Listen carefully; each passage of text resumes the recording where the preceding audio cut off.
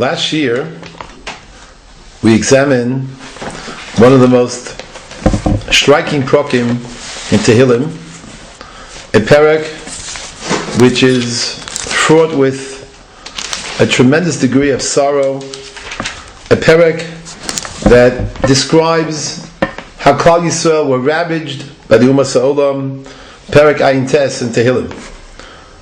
The shiur is dedicated Le'ilu Nishmas Rachaleya Bas Rab Chaim Tzvi. That Perek, if you recall, begins with Mizmor La'asaf Elokim Bo Goyim Menach Lasecha. Goyim entered the Nachla, namely Eretz Yisrael, and it speaks about the Tumah, Timu es Heichal Kodshecha. It speaks the fact that Yerushalayim was rendered desolate, Samu es Yerushalayim Le'iyim, and it talks as well about the massacre, the tragic killing of Nivas Avadecha Machol Elf Hashamayim Psar Chasidecha L'chayis Haaretz. It speaks of Shvichus Damim and the chillul Hashem that of course ensued as a result, and essentially the Perek Ayin Tes asks Hashem Yisbarach, An Mo Hashem Tenaf Netzach, how long Hashem Yisbarach will your jealousy Tivar K'moish Kinasecha burn like fire? How long will you be angry?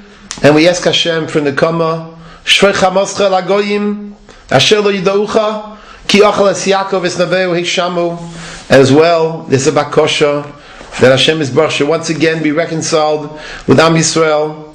And we know the Perek is divided into a number of different segments, and there are 3 segments of Nekama and 3 segments of Akosha. And at the end, the Perek underscores the unique relationship that Klal Yisrael has with the Ribbon Shalom. The Perek ends, Va'anachnu amcha b'tzei marisecha neida l'cha li'elam b'dor v'dor nisaper tilasecha. We, the Ribbon Shalom, have a special relationship with him, Klal Yisrael that is, and therefore the entire Perek, even though the Perek initially has very dreadful kind of tones and really is horrific in terms of the tragedy that befell Klal Yisrael, but ultimately we know that we are the ones who say Shevach Vodah to Hashem Yisbarach. We have a special relationship with Him, and hopefully B'karov that relationship will come to the fore and be realized. We mentioned in the context of that shiur, there are 2 other prokim in Tehillim that are of very similar nature, that also again speak to the chillul Hashem that Klal Yisrael endured, and speak to that which the Goyim had done to us and done to Eretz Yisrael. And in this year we'll be exploring the second Perek that discusses a similar theme, and that's Perek Mem Daled.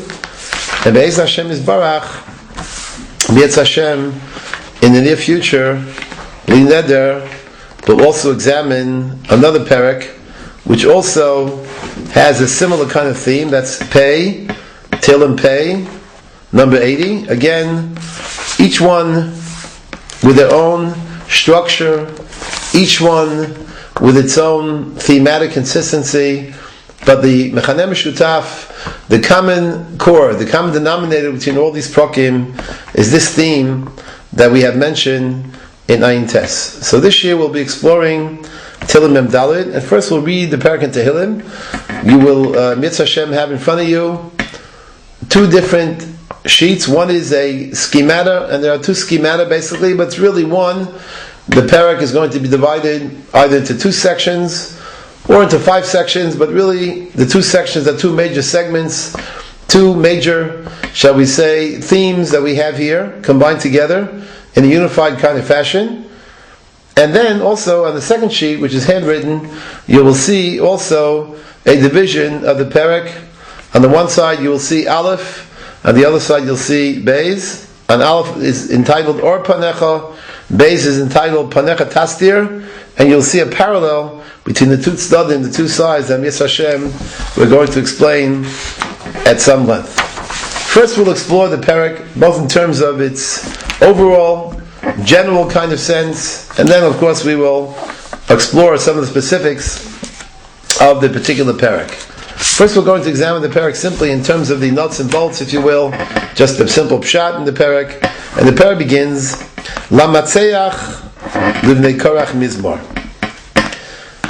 Rashi refers to a very fascinating statement found in the Agoda of Tehillim.